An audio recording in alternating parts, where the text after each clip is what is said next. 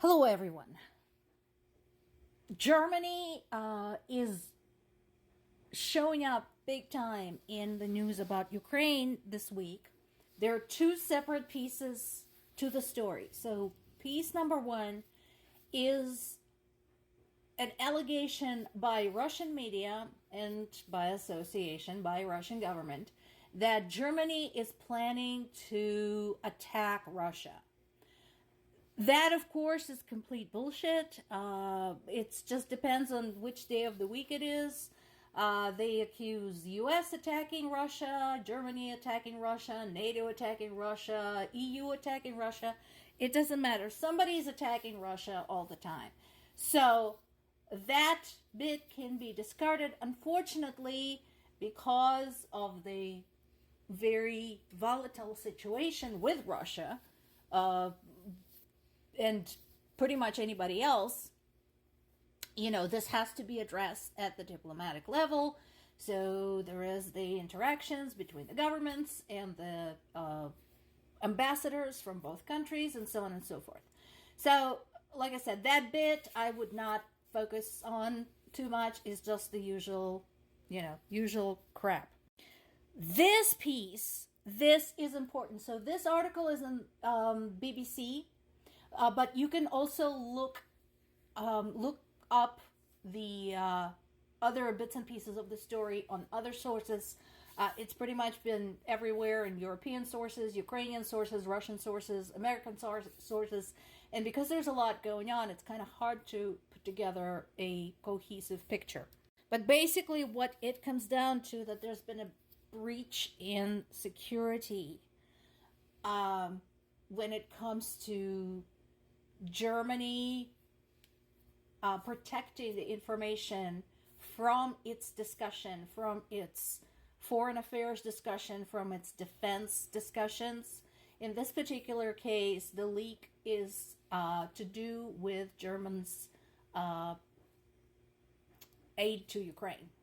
The discussion had to do with providing potentially Ukraine with long-range ballistic missiles, which personally I think they should, because considering Russia is using long-range missiles to shoot at Ukraine, why shouldn't Ukraine be able to defend itself? Unclear. But the thing is that it's not exactly the kind of conversation you want anybody listening in on, especially if it eventually ends up in the hands of your opponent, in this case, Russia. So this is a very big scandal.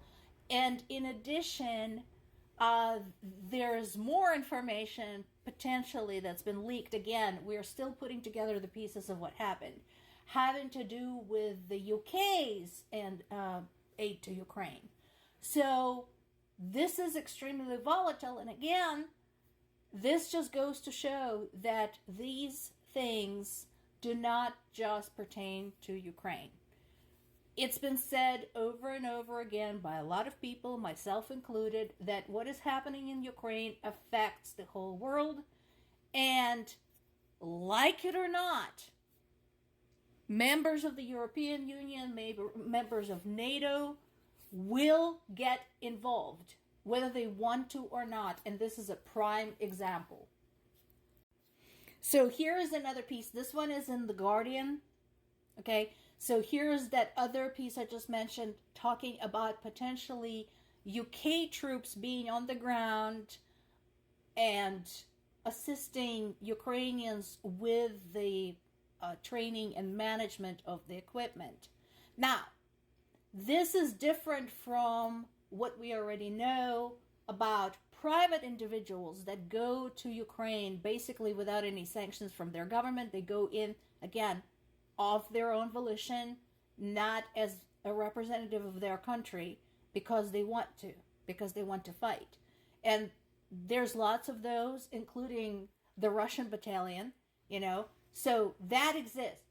But that is very different from there being official troops, official military representation on the ground.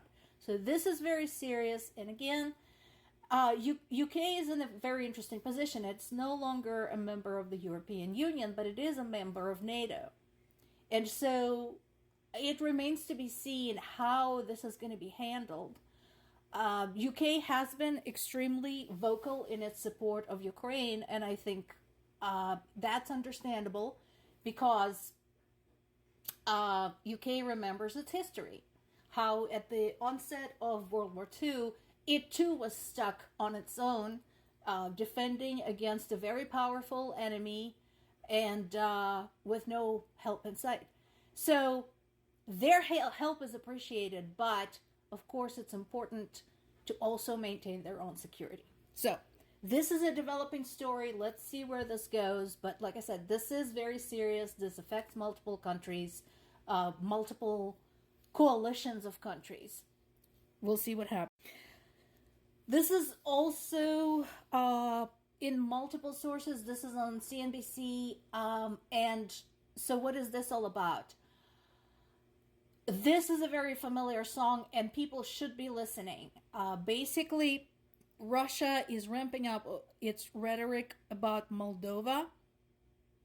What they're saying is that Moldova is collaborating with Germany to let Germany use the territory of Moldova as a foothold to attack Russia. And again, what Russia is saying is not true.